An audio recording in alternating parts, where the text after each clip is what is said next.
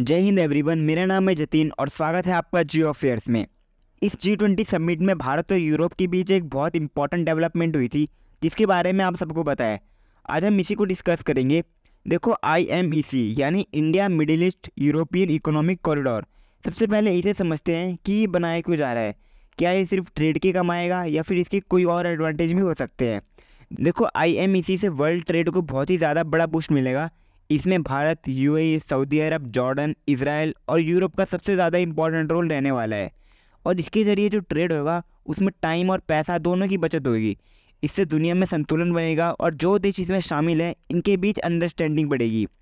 इनके जियोपॉलिटिक्स और trade idea में भी कुछ सिमिलरिटी आ सकती है, लेकिन इससे लॉन्ग टर्म में किन किन देशों को नुकसान होगा इसको समझते हैं। पहला आता है चाइना। क्यों? क्योंकि IMEC प्रोजेक्ट को चाइना के बढ़ते प्रभाव को रोकने के लिए बनाया जा रहा है, ऐसा कहना है फॉरेन एनालिटिक्स का। BRI प्रोजेक्ट आप सबको पता है।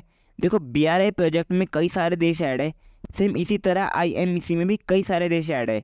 लेकिन BRI प्रोजेक्ट को खतरा इसलिए हो सकता है क्योंकि चाइना की जिस तरह से एग्रेसिव पॉलिसीज़ है उसको कई देश एक्सेप्ट नहीं करते हैं। और पॉसिबिलिटी ये भी है कि जो देश इसमें ऐड हैं वो भी शायद धीरे धीरे इससे क्विट कर दें।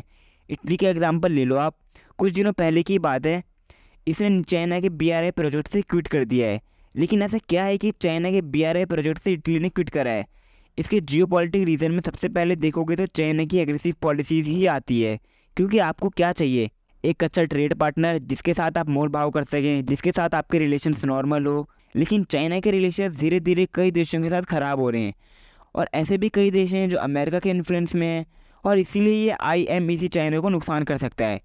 और देखो, यूरोप, UAE, सऊदी अरब, इनकी फ्रेंडली कंट्री में माने जाने वाले टर्की और मिस्र, जिसे हम इजिप्ट भी कहते हैं, इन पर क्या असर पड़ सकता है इसे भी समझते हैं।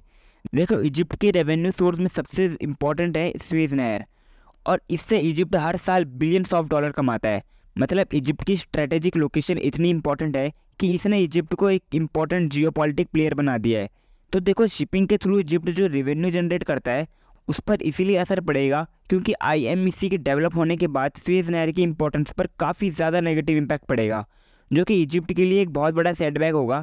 हालांकि हो सकता है कि इजिप्ट इसको लेकर यूरोप और बाकी देशों के साथ कुछ बातचीत करे, इसका कोई हल निकाले। और दूसरी तरफ है टर्की, जिसे अब तुर्की भी कहा जाता है। तो देखो, टर्की का कहना है कि उसके बिना IMEC कॉरिडोर पॉसिबल ही नहीं है। और जबकि टर्की चाइना के बेल्ट एंड रोड इनिशिएटिव का भी पार्ट है, लेकिन फिर भी टर्की शायद इस बात को समझता है कि आने वाले टाइम में IMEC चाइना के BRI प्रोजेक्ट को फील कर सकता है। इसीलिए टर्की IMEC प्रोजेक्ट की तरफ देख रहा है। और अगर आपको जानकारी अच्छी लगी हो तो चैनल को सब्सक्राइब कर देना और वीडियो को लाइक कर देना। तब तक के लिए जय हिंद, जय भारत।